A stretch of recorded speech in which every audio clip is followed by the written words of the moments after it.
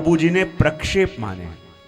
और प्रक्षेप माने हैं यानी क्या, ये जो भी लीला भागवत 10वें स्कंद में है ये सारस्वत कल्प में करी हुई प्रभु की लीला है।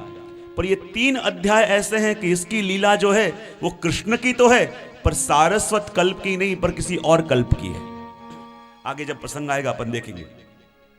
इसलिए महाप्रभु जी ने कुल 87 अध्याय स्वीकार करें। कितने? 87। कितने अध्याय? 87। और ये 87 अध्यायों का विभागीकरण श्री महाप्रभु जी ने सुबोधनी जी में कैसे किया है?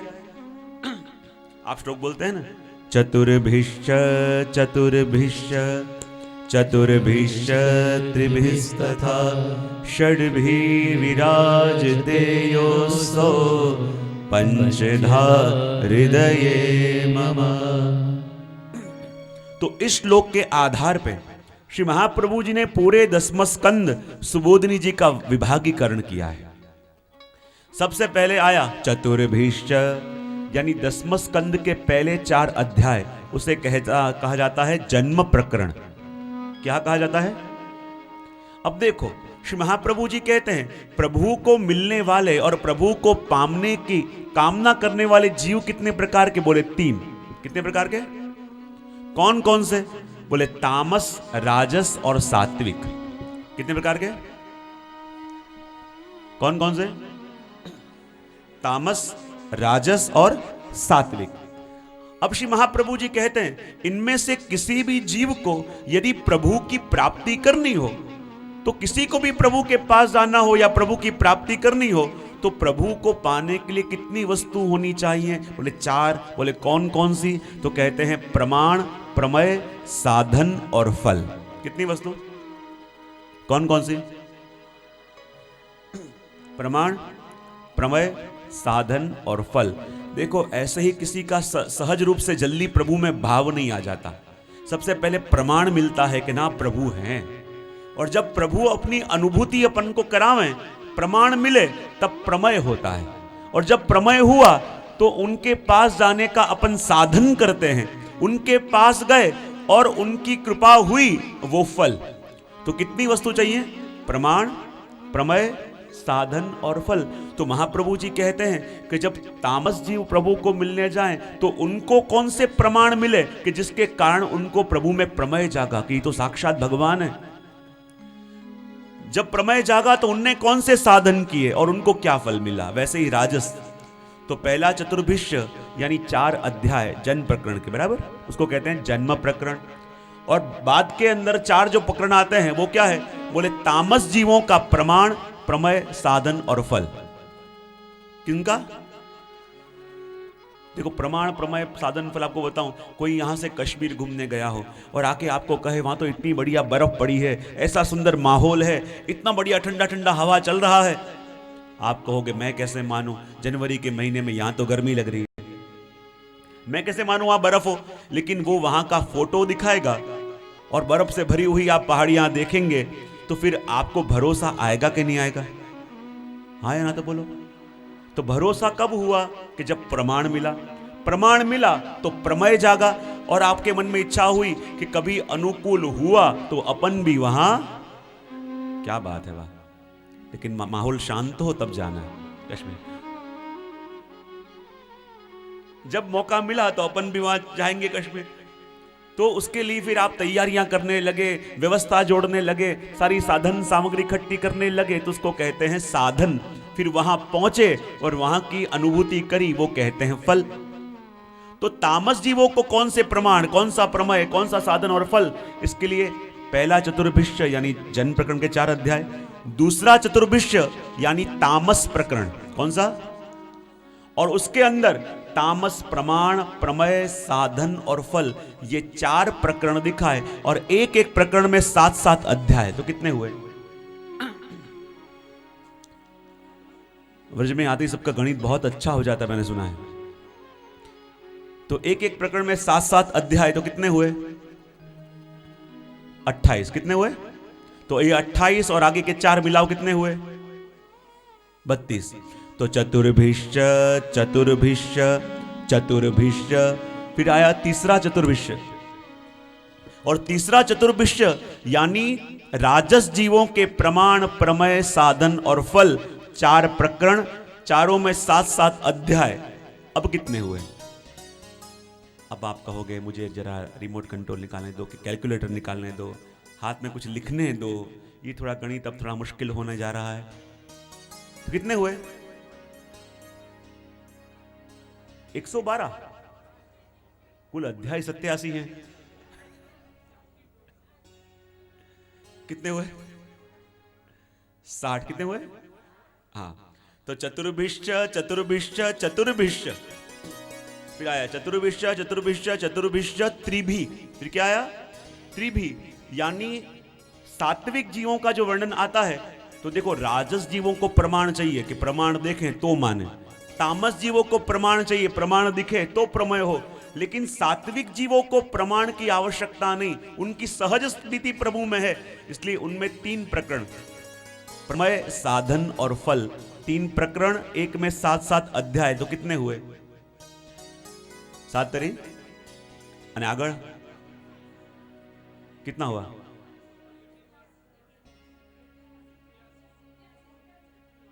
पक्का है? पक्का? बहुत बढ़िया। चतुर्भिष्य चतुर्भिष्य चतुर्भिष्य त्रिभिस्तथा षड्भी विराजते योऽसौ पंचधारदये मम। तो 81 अध्याय हुए बराबर, और उसके बाद 10वें स्कंद के आखिरी 6 अध्याय, उनको कहा जाता है गुण प्रकरण, जिसमें प्रभु के 6 गुणों का वर्णन एक अध्याय में। तो 87 प्लस ये 6 अध्याय ऐड करो तो कितने हुए? 81 प्लस 6 यानी 87।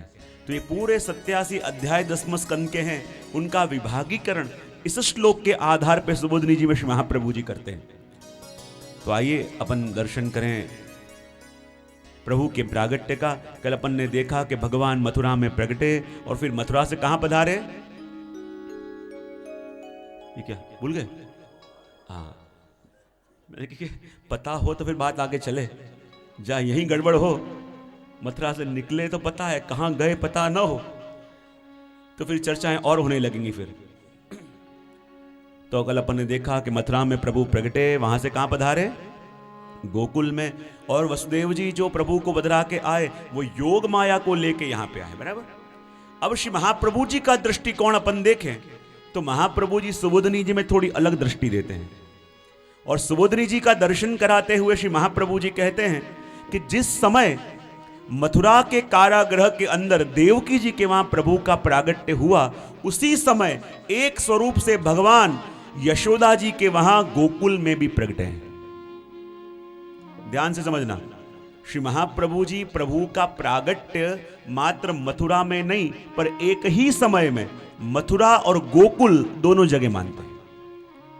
तो अपन को लगे मथुरा में प्रभु प्रगटे वो कौन से और गोकुल में प्रगटे वो कौन से, तो श्री महाप्रभु जी कहते हैं कि मथुरा में प्रगटे वो प्रभु कौन से, तो कहते हैं धर्म विशिष्ट स्वरूप। कौन से?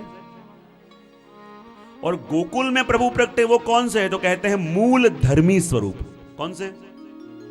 तो कहते हैं दोनों जगह प्रभु प्रगटे।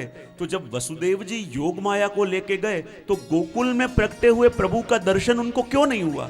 तो महाप्रभु जी कहते हैं गोकुल में जो स्वरूप से प्रभु प्रगटे हैं वो योग माया सहित प्रगटे हैं, और योग माया सहित प्रगटे होने के कारण वो वसुदेव जी को दिखे नहीं, और मथुरा में प्रगटे हुए उन प्रभु को जैसे ही यशोदा जी के पास वसुदेव जी ने पधराया, तो गोकुल में प्रगटे हुए वो मूल धर्मी स्वरूप के अंदर ये धर्म विशिष्ट स्वरूप विलीन हो गया। और श्री महाप्रभु जी कहते हैं जो स्वरूप मथुरा में प्रगटा उसने कौन सी लीला करी, और जो स्वरूप गोकुल में प्रगटा उन्होंने कौन सी लीला करी। तो श्री महाप्रभु जी आज्ञा करते हैं कि जितने भी राक्षसों को मारा, दैत्यों को मारा, वो कौन ने? बोले वही स्वरूप ने कि जो मथुरा में प्रगटे। लेकिन जिस स्वरूप से भगवान गोकुल में प्रगटे हैं उन्होंने मात्र रास लीला करी है। और कहते हैं अक्रूर जी जब प्रभु को पधराने के लिए ब्रज में आए, और अक्रूर जी के संग जो स्वरूप व्रज छोड़ के मथुरा गया वो वही स्वरूप था कि जो मथुरा में प्रगटे थे, लेकिन जो स्वरूप से भगवान गोकुल में प्रगटे वो व्रज को छोड़ के कभी बाहर गया ही नहीं है। वो सदा ब्रज में विराजते हैं। तो अपन को लगे कि जब प्रभु का प्रागट्य मथुरा और गोकुल दोनों जगह हुआ तो क्या भागवत में इसका प्रमाण है? क्या भागवत में इसका प्रमाण मिलता है? तो देखो, नंद महोत्सव का वर्णन जब सुखदेव जी महाराज करते हैं तो उन्होंने प्रारंभ कहां से किया? नंदस्त्वात्मज उत्पन्ने जाता लादो महामना आहूय विप्रान् वेदना स्नात शुचिरलंकृत।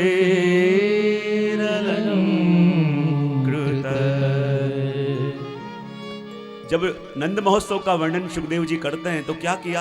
नंदस्त्वात्मज उत्पन्न। सुखदेव जी ने क्या कहा कि नंदराय जी के घर उनके आत्मज का जन्म हुआ और नंद महोत्सव मनाया गया।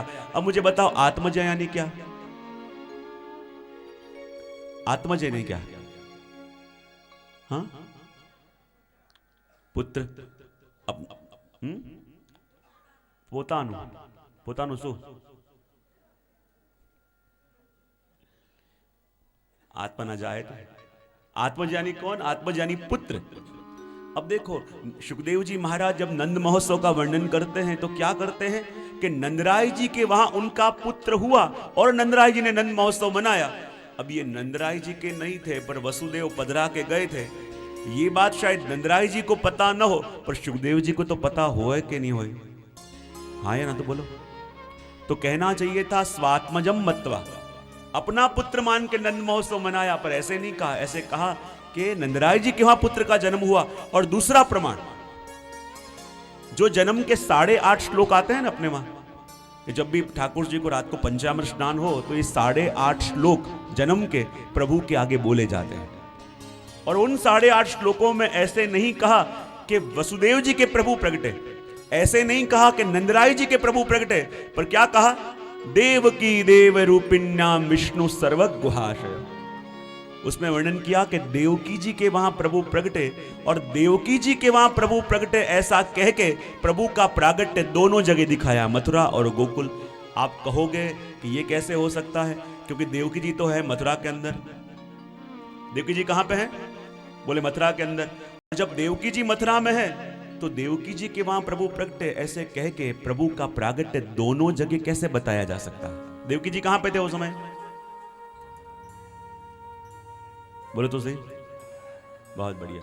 कौन कहां था, किस समय, ये समझ जाओगे तो कार्य बहुत सरल हो जाएगा।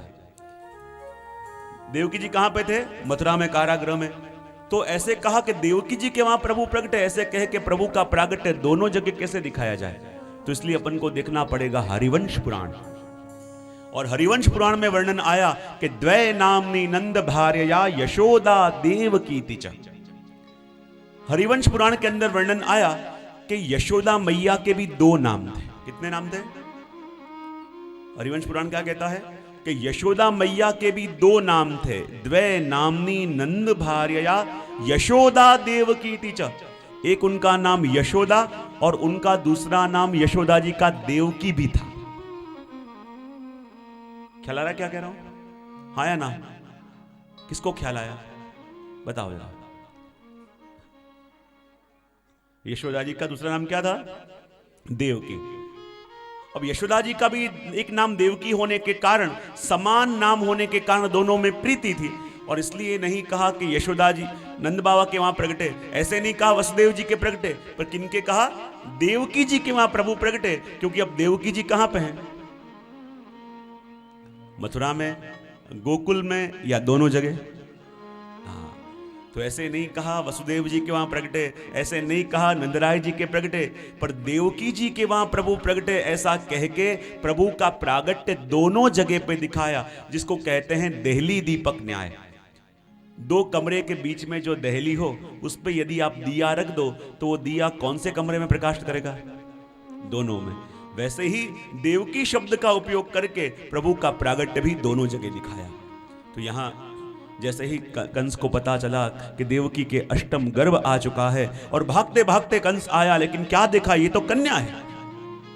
कंस ने सोचा भले कन्या क्यों ना हो, लेकिन मेरा काल है, इसे मारने में कोई आपत्ति नहीं। और जैसे ही योग माया का दोनों पैर पकड़े और जैसे पछाड़ने जाए, वहीं हाथ में से कन्या छूटी और अष्टभुजाधारी जगदम्बा का रूप लिया और जोर से पैरों की ठोकर कंस के मुख में मारी और कहने लगी, अरे मूर्ख, तू मुझे क्या मार रहा है? तुझे मारने वाला तो कब का व्रज में प्रागट्य ले चुका है।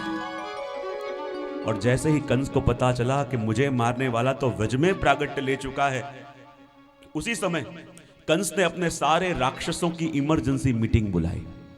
क्या बुलाए? कंस ने अपने सारे राक्षसों की इमरजेंसी मीटिंग बुलाई और वहां गोकुल में नंद महोत्सव की तैयारी होने लगी। तो बताओ किसका वर्णन सुनना है, कंस की मीटिंग का कि नंद महोत्सव का? ये कंस की मीटिंग का वर्णन सुनना तो वो करते हैं, कौन कौन से राक्षस आए थे, क्या क्या पहन के आए थे, किन किन राक्षसों ने कौन कौन सी सलाह दी। तो कंस की मीटिंग का वर्णन सुनना है कि नंद महोत्सव का? और कहते हैं गोकुल के अंदर जब सुबह हुई और नंदराज जी को पता चला कि मेरे घर में लालो हुआ है, और ऐसे आनंद में आ गए, ऐसे आनंद में आ गए, महामना हो गए।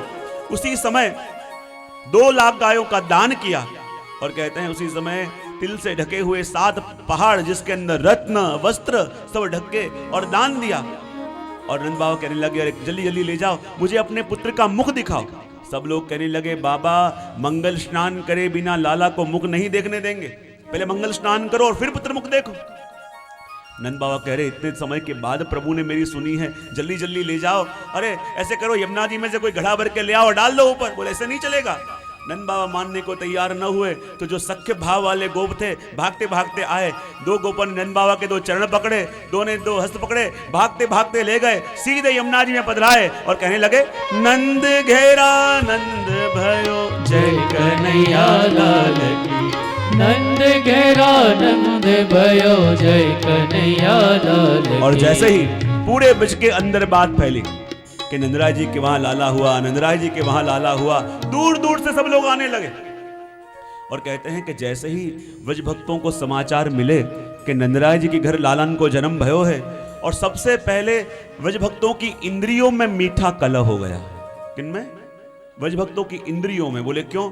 सबसे पहले कान कहने लगे, देखो सबसे भाग्यशाली तो हम कान हैं। बोले क्यों? बोले प्रभु के प्रागट्य की बधाई किसने सुनी पहले? बोले हमने तो सुनी, भाग्यशाली हम हैं। तो नेत्र कहने लगे, अरे रहने दो, भाग्यशाली तो हम हैं, तुमने तो बधाई सुनी पर हम तो दर्शन करेंगे। तब मुख कहने लगा, अरे रहने दो, भाग्यशाली तो हम हैं, तुम तो दर्शन करोगे पर हम तो बधाई गाएंगे। हाथ कहने लगे, अरे रहने दो, भाग्यशाली तो हम हैं क्योंकि हम प्रभु को धारण करेंगे। और हृदय कहने लगा, अरे रहने दो, हृदय में प्रीत देखेंगे तो प्रभु को सुख मिलेगा। सभी इंद्रियां लड़ने लगी कि भाग्यशाली हम हैं, भाग्यशाली हम हैं। और तब चरणों ने आके कहा कि तुम सब लड़ते रहो, मैं यहां से कहीं आगे जाने वाला नहीं।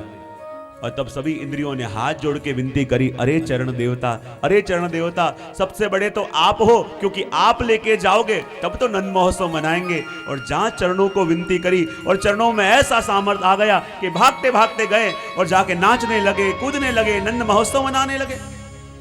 और कहते हैं कि जब दूर दूर से गोपियां आ रही हैं, दूर दूर से ब्रजभक्त आ रहे हैं और नंद बाबा सबको इतना दान दे रहे हैं, इतना दान दे रहे हैं, वहीं एक गोपी आई। और जैसे ही गोपी आई और नंद बाबा ने सुंदर रश रेशम के जरी के वस्त्र उसको दिए, उसने पूरा झोला बांध लिया, झोला डाला कंधे पे, चलती चलती जा रही थी। रास्ते में दूसरी सखी मिली, कहे, अरे सखी क्या लेके आ रही है? बोले नंद बाबा रेशम के वस्त्र बांट रहे थे, वो लेके आ रही हूं। बोले रेशम के वस्त्र लेके आ गई, अब तो चांदी बट रही है, चांदी। बोले ये पकड़ तू, मैं अभी आई। भागती भागती गई और चांदी के सब बर्तन बट रहे थे, नंद बाबा बांट रहे थे, उसका झोला भरा और चांदी के बर्तनों का झोला कंधे पे डाला। चलती चलती आ रही थी, रास्ते में दूसरी सखी मिली, अरे सखी अब क्या लेके आ रही है? बोले बाबा चांदी बांट रहे तो चांदी लेके आ रही हूं। बोले चांदी लेके आ गई, अब तो सोनो बट रहे, सोनो। बोले ये पकड़ तू, मैं अभी आई। भागती भागती गई और जहां नंद बाबा सोने के आभूषण बांट रहे थे, सोने की वस्तुएं बांट रहे थे, उसका भी झोला भरा। फिर चलती चलती आई, दूसरी सखी मिली, अरे सखी अब कहाँ लेके आ रही है? बोले नंद बाबा सोनो बांट रहे थे तो वो लेके आ रही हूं। बोले सोनो ले आई, अब तो रत्न बट रहे हैं, रत्न। बोले ये पकड़ तू, मैं अभी आई। भागती भागती गई और जहां नंद बाबा हीरे माणिक पन्ने के रत्नों को लुटा रहे थे उसका झोला भरा, और झोला भर के आ रही थी। रास्ते में दूसरी सखी मिली और कहे, अरे सखी अब क्या लेके आ रही है? बोले नंद बाबा रत्न बांट रहे थे तो रत्न लेके आ रही हूं। बोले रत्न तो लेके आ गई, पर भीतर पालने में पड़ रहे श्याम सुंदर के दर्शन करे? बोले वो तो नहीं करे। बोले वो नहीं करे, इसका मतलब ये कि असली हीरा छोड़ के ये कंकर पत्थर उठा के ले आई। और सखी को लगा ये मैंने क्या कर दिया, असली हीरा तो वहीं छोड़ आई और ये कंकर उठा के ले आई। बोले ये पकड़ तू, मैं अभी आई। भागती भागती गई और जहां प्रभु के दर्शन करे सब कुछ मांगना भूल गई। जो पहन के आई वो गहने उतार उतार के लुटाने लगी, नाचने लगी, गाने लगी। और फिर तो नंद बाबा ने इतना दान दिया, इतना दान दिया कि व्रजवासी नंदालय के सामने से निकलते भी डरने लगे कि जो नंद बाबा ने देख लिया और कुछ पकड़ा देंगे तो रखेंगे कहां? अब घर में कोई जगह बची नहीं, रखेंगे कहां? वहां एक गो बेचारा चुपचाप बच बच के जा रहा था और नंदराय जी की नजर पड़ गई। नंदराय जी ने कहा, अरे गोप खड़ो रे। बोले नहीं नंद बाबा, अब मुझे कछु नहीं चाहिए। भागे पीछे पीछे नंद बाबा दौड़े, कहे तू ये भी ले जा, वो भी ले जा। अरे नंद बाबा घर में रखूंगो कहां? बोले वो तू जान, पर ये सारी वस्तु मैं तुझे दे रहा हूं। वो लेने को तैयार न हुआ। तब नंद बाबा ने कही, जा आज बधाई को दिन है तो मैं तुझे 5000 गाय दान में दे रहा हूं। ग्वाला कहने लगा, नंद बाबा हमारे घर में रहने के ठिकाने नहीं है, हमारे खाने के ठिकाने नहीं है, ये 5000 गाय कहां रखेंगे? बोले वो चिंता ना कर, वो सारा मैं करूंगा, लेकिन 5000 गाय दान में तुझे दे दी मैंने। ग्वाला चलता चलता आया अपने घर। उसकी पत्नी राह देख के बैठी थी। कहा, अरे आ गए? बोले हाँ आ गया। कछु बधाई मिली है? बोले हाँ बधाई सुनी मैंने कि नंदराय जी के घर लाला को जन्म भयो है। अरे चलो अपन जाके बधाई लेके आवे। बोले लेके नहीं आवे, बधाई लेके आ गया हूं। अच्छा क्या लेके आए? उसका झोला देखने लगी। उसने कहा ये बधाई ऐसी मिली है कि झोले में नहीं आ सकती। बोले क्या बधाई लेके आए? बोले नंद बाबा ने प्रसन्न होकर मुझे 5000 गाय दान में दे दी। और वो चुपचाप खड़ी होगी, क्या बात करे, 5000 गाय रखेंगे कहां पे? खिलाएगा कौन? ध्यान कौन रखेगा? जाओ अभी के अभी वापस दे के आओ। वो कह रहे नंद बाबा ने इतने प्यार से दी, बधाई में दी, वापस थोड़ी करे। बोले वो कछु नहीं जानू मैं, पर उसको अभी के अभी दे के आओ। मानने को तैयार न हुए। ग्वाल बाल आ गए। बाल लीला है प्रभु की।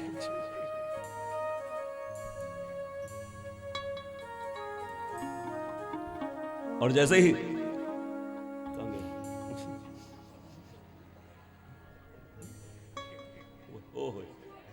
कैसे हो जाओ, हाजिरी धरा दी। पूछा कहाँ है ये? ठीक ठाक हो भैया?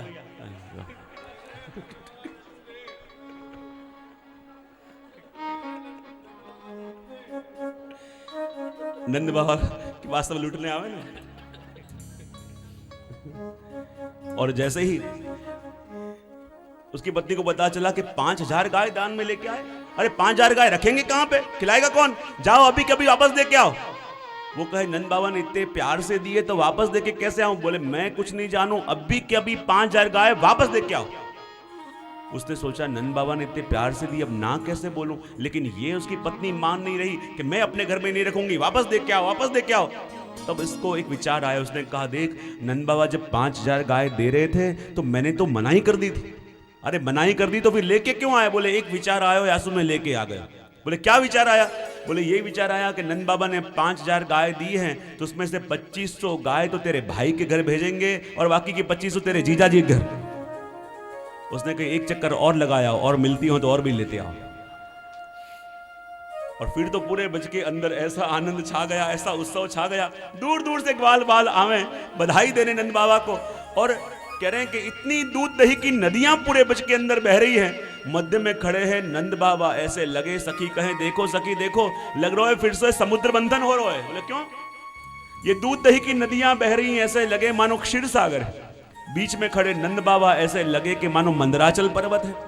और दही दूध पड़ने के कारण कमरबंद ऐसा फूल गया है, लगे मानो वासुकी सर्प है। और उसका एक छोर एक गोप ने पकड़ा है, दूसरा छोर दूसरे गोप ने पकड़ा है। कभी ये गोप खींचे, अरे नंद बाबा मेरी सुनो, कभी वो खींचे, नंद बाबा मेरी सुनो। और नंद बाबा यूं गोल गोल घूम रहे हैं और रत्न लुटा रहे हैं। और वहीं दूर दूर से कितने सखा आए, कोई माथे पे 5 मटकी, कोई 10 मटकी लेके। लेकिन अंदर नंदालय के इतनी भीड़, क्योंकि नंदालय के अंदर जितनी भी जगह थी वो सारी जगह गोपियों ने रोक ली थी। बेचारे गोप खड़े खड़े प्रतीक्षा करें कि हमारा नंबर कब आवे, लेकिन गोपियां हटने को तैयार नहीं। और तब से अपने पुष्टि मार्ग की हवेलियों में वही परंपरा चल रही है। ठाकुर जी के आसपास की जगह सब गोपीजन रोक के बैठे हों और बेचारे भाई तो पहले से कोना देख के ही बैठते हैं और कोना देख के चाहे सत्संग हो, मंदिर हो, दर्शन, एक टेव पड़ गई है कि हमारे लिए कोना होता है, वहीं सेफ होते हैं हम लोग। तो जितने भी गोप आए, क्या देखा कि अंदर तो जाने की जगह नहीं है, सारी जगह गोपियों ने रोक ली है। और सब सखा कहने लगे यहां आए हैं तो नंद बाबा को बधाई देने बिना तो नहीं जाएंगे, बधाई तो देनी पड़ेगी। तो बोले बधाई देवे कैसे, प्रभु के दर्शन कैसे करें। तब एक गोप भागता भागता आया और कहने लगा अरे ऐसे समाचार लेके आया हूं, तुम सुनोगे तो प्रसन्न हो जाओगे। बोले क्या, प्रभु के दर्शन करने हैं ना। बोले हाँ। तो ऊपर जो खिड़की दिख रही है ना, बराबर उसके नीचे ठाकुर जी पालने में झूल रहे हैं। और सब लोग ये सुन के इतने आनंद में आ गए, इतने आनंद में आ गए कि नाच भी लिए, गा भी लिए खुशी के मारे। तब दूसरे सखा ने कही कि बात तो तेरी ठीक है कि उस खिड़की के नीचे प्रभु पौड़ रहे हैं, पर खिड़की कम से कम 60 फीट ऊपर है, चढ़ेंगे कैसे। उसने कहा इसमें क्या हो गया, एक घोड़ा बने, उसके ऊपर दूसरा, उसके ऊपर तीसरा, उसके ऊपर चौथा, 5वां, 10वां, 15वां, 20वां, 25वां, 30वां, करते करते प्रभु के दर्शन हो जाएंगे। तो उसने कहा भैया तूने आइडिया तो बहुत बढ़िया दिया है, पर पहले ये क्लियर कर ले कि सबसे नीचे कौन रहेगा और सबसे ऊपर कौन जाएगा। सबसे नीचे रहेगा उसकी तो बेचारे की चटनी बनने वाली है, और जो सबसे ऊपर जाएगा उसे प्रभु के दर्शन होंगे। तो बता सबसे नीचे कौन रहेगा। तो एक गोप लड़ने लगा, मैं ऊपर जाऊंगा, मैं ऊपर जाऊंगा, और कोई नीचे रहने को तैयार नहीं। और तब एक गोप आगे आया और कहने लगा भले मुझे लाभ न मिले, लेकिन आप सबको प्रभु के दर्शन हो जाएंगे तो मुझे लगेगा कि मुझे भी दर्शन हो गए। बोले मैं नीचे रहने को तैयार हूं। वो सबसे नीचे रहा, उसके ऊपर दूसरा, तीसरा, चौथा, करते करते लड़ झगड़ के जो सबसे ऊपर गया कि नहीं मैं दर्शन करूंगा। और उसने जैसे खिड़की में से देखा तो उसे प्रभु के दर्शन न हुए। प्रभु ने सोचा ये तो लड़ झगड़ के ऊपर आया है, पर मेरा सच्चा भक्त तो वो है कि जिसने खुद लाभ न लेके औरों को लाभ दिया, तो ऊपर गया उसे दर्शन न हुए। लेकिन जो नीचे बैठा हुआ था उसने देखा कि उसके सामने ठाकुर जी पालने में झूल रहे हैं, और जैसे ही प्रभु को झूलते देखा उससे रहा ना गया, और जैसे ही पालना झुलाने भागा सारे टपक पड़े नीचे। और जैसे ही नीचे गिरे दूध दही की नदियां बह रही थी, किसी ने मक्खन उठाया, किसी ने दही उठाया, एक दूसरे के चेहरे पे मले और कहने लगे नंद घेरा नंद भयो जय कन्हैया लाल की। नंद घेरा नंद भयो जय कन्हैया लाल की।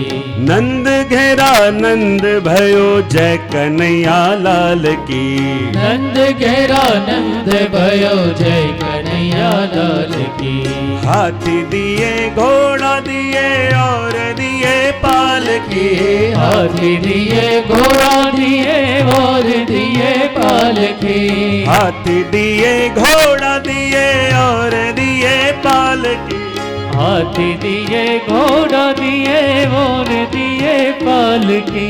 नंद घेरा नंद भयो जय कन्हैया लाल की। आनंद आनंद भयो जय कन्हैया लाल की। नंद घेरा नंद भयो जय कन्हैया लाल की। आनंद आनंद भयो जय कन्हैया लाल की। नंद घेरा नंद भयो जय कन्हैया लाल की। नंद घेरा नंद भयो जय कन्हैया लाल की। आनंद आनंद भयो जय कन्हैया लाल की। आनंद आनंद भयो जय कन्हैया लाल की। आनंद आनंद भयो जय कन्हैया लाल की। आनंद आनंद भयो जय कन्हैया लाल की। नंद घेरा नंद भयो जय कन्हैया लाल की। नंद घेरा नंद भयो जय कन्हैया लाल की। ब्रज में आनंद भयो जय कन्हैया लाल की। ब्रज में आनंद भयो जय कन्हैया लाल की। यशोदा को लालो आयो जय कन्हैया लाल की।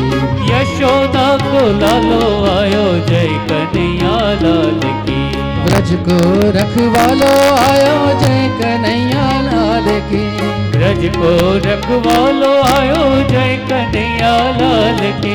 गोपीन को प्यारो आयो जय कन्हैया लाल की। गोपीन को प्यारो आयो जय कन्हैया लाल की।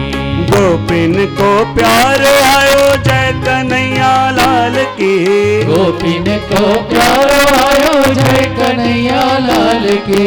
ब्रज को रखवाले आयो जय कन्हैया लाल की। ब्रज को रखवालो आयो जय कन्हैया लाल की। दाऊ जी को भैया आयो जय कन्हैया लाल की। दाऊ जी को भैया आयो जय कन्हैया लाल की।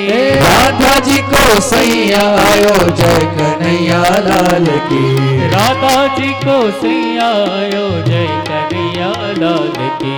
राधा जी को सैया आयो जय कन्हैया लाल की। राधा जी